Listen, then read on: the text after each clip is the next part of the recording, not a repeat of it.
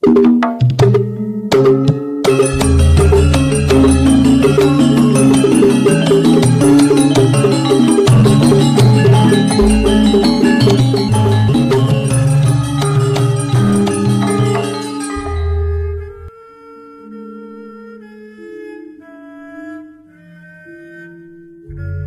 Ibu, para kadang kinasih simbah-simbah lan adik-adik, para rama suster bruder berkah dalem Gusti. Sugeng rawuh wonten ing PDSK channel menika. Kados pundi kabar panjenengan?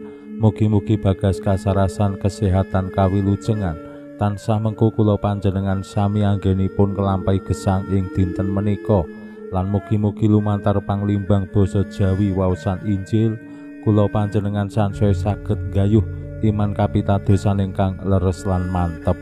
Langkung-langkung anggenipun kula panjenengan sansaya pitados bilih Gusti Yesus menika nuntun gesang kula panjenengan nuju dhateng gesang kasuwargan.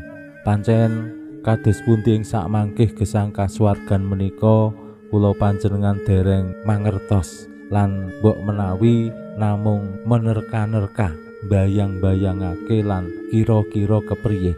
Semanten ugi Gusti Yesus tansah paring gegambaran kados pundi kratoning Allah utawi gesang kasuwargan menika kados bojana ingkang dipun yasa dening Allah piyambak, kados para suci sing tansah bungah gembira kekidungan wonten ing swarga. Gegambaran-gegambaran menika tasih terpengaruh dening kados pundi pengajeng-ajeng gesang ing alam donya menika sing temtu penuh ing kabegjan, penuh ing kabungahan, penuh ing kawilujengan. Ananging temtu gesang ing swarga sakmangkih benten kalian gesang ing alam donya. Sing kadonyan menika ya kanggo badan jasmanine awake dhewe lan dados rana kangge kados pundi nyawisaken sukmane awake dhewe ing sakmangkih gayuh kasuwargan.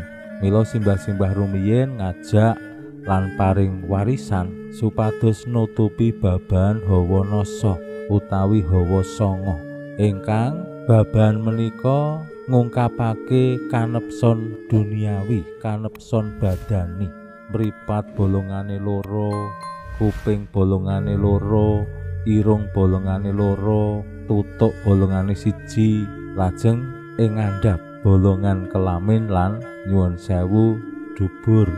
Menika ditutupi supados menapa kula panjenengan saged nyawisaken sukmane awake dhewe ora terpengaruh dening sing kadonyan, sing awujud kanepson. Mripat menika lak seneng nonton sing apik-apik, sing ayu-ayu, sing bagus-bagus. Kuping menika senengane ngrungokke sing elek-elek tumraping wong liya.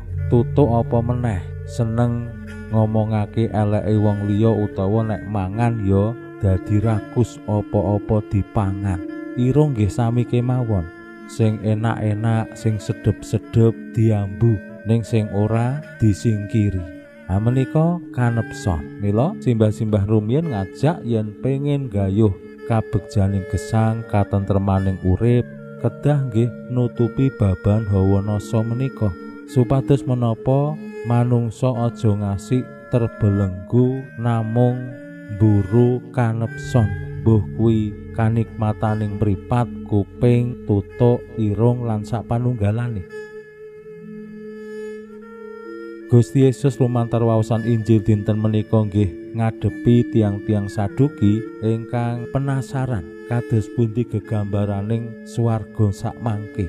Apa ya padha karo gegambaran urip ning alam donya apa beda? Nah, kados pundi anggenipun Gusti paring jawaban. Monggo kita pirengaken sabda dalem Gusti ing dinten menika lan kita wiwiti kanthi sembayang sawetawis. Konjo ing asma dalem Yang Rama sa Yang Putra tuwin Yang Roh Suci. Amin. Suawi sami munjuk Gusti Yesus sabda dalem Yang Rama ingkang sampun manjalma mugi karsa ngandika dhateng kawula wonten ing asepen ing telenging manah kawula. KBKO kegiatan lan panglipur ingkang manjing ing sabda dalem kapenuwana kawula mawira ing kawicaksanan dalem. Mugi-mugi Srana anggen kawula maos lan mirengaken sabda dalem, kawula sansaya nunggil ing sampeyan dalem. Amin. Waosan Injil kapetik saking Injil Lukas bab 2 ayat 17 ngantos dumugi 50. Nalika samono ana wong Saduki sawetara sing padha ora ngandel marang tangining badan. Padha sowan Gusti Yesus lan nyuwun priksa mangkene, "Bapa Guru, Nabi Musa nilari angger sinerat mekaten, yen ana wong lanang mati ninggal sisian lan durung patutan, sedulure wajib ngrabeni warandane lan nuwuhake turun kanggo sedulure lanang." Sakmenika wonten sederek 7 ingkang pembajeng emah-emah lajeng tilar dereng patutan. Ingkang nomor kalih ngijabi, nunten gentos ingkang nomor 3 mendhet warandanipun, lan mekaten 7-7nipun sedaya gentosan sami tilar tanpa nilari anak. Wasana tiang estri wau ugi tilar ing dinten tangining badan. Lajeng sinten ingkang dados emahipun tiang estri menika? Gusti Yesus nuli paring pangantika, "Anak-anak ing donya iku padha omah-omah lan diomah-omahake, nanging wong sing wis tinemu pantes mapan ing alam liya lan tangi saka pati wis ora bakal omah-omah lan diomah-omahake maneh, awit wis kalis ing pati." Kabeh ngemperi para malaikat dadi putraning Allah, marga dadi putra sing tangi saka ing pati. Nabi Musa piyambak wus nyebutake yen wong mati bakal tangi urip maneh. Ana ing caritane Grumbul nalika nyebut Pangeran Allah ing bapa Abraham, bapa Iskak lan bapa Yakub. Jer Gusti Allah mono dudu Allah wong mati, bali Allah wong urip. Awit ana ing ngarsa dalem kabeh padha urip. Sawenehing ahli kitab padha matur, "Bapa Guru, leres pangandika menika," lan ora padha wani nyuwun priksa maneh marang Gusti. Makaten sabda dalem Gusti.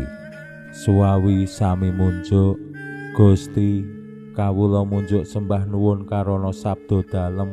Sabda dalem dadosa obor ingkang madangi margining gesang kawula. Katuntuna kawula sageta sabda dalem menika numusi manah ngantos tansah ngrembaka kangge nggayuh gesang ing suwarga. Amin. Bapak Ibu para kadang kinasih simbah-simbah lan adik-adik, tiyang Saduki menika kelompok agami ing Yahudi ingkang boten pitados menggaing tangining badan. Kosok wangsulipun tiyang Parisi lan ahli kitab menika pitados wonten tangining badan. Kalih kelompok menika bapati lan tangining badan ora gathuk. Lan Gusti Yesus paring pitedah bilih gesang ing kasuwargan mangkih beda karo urip ana ing alam donya. Yen wau kasus ingkang dipunaturaken menika wonten sederek 7 emah-emah kalian setunggal estri durung patutan lajeng kakang ning ngijapi adik-adike ya terus ngijapi 7-7ne. Nah sing dadi perkara tumraping tiyang Saduki sok emben ning swarga nek ana tangining badan sing dadi bojone sapa? Apa ya 7-7ne? Ateneh mengko gelut. Wong kabeh ing alam donya menika dadi bojone sing estri lan menika selaras kalian dawuhing Musa yen kula panjenengan nggambaraken kratoning Allah utawi gesang kasuwargan menika kados ing alam donya tentu ora bakal ketemu. Mila ingkang penting kados pundi pangandika dalem Gusti menika estu kula panjenengan pitados ning swarga mengko ora ana omah-omah utawa diomah-omahake kabeh kaya malaikat sing wis kalis saka ing pati, kalis saka kanepson badani.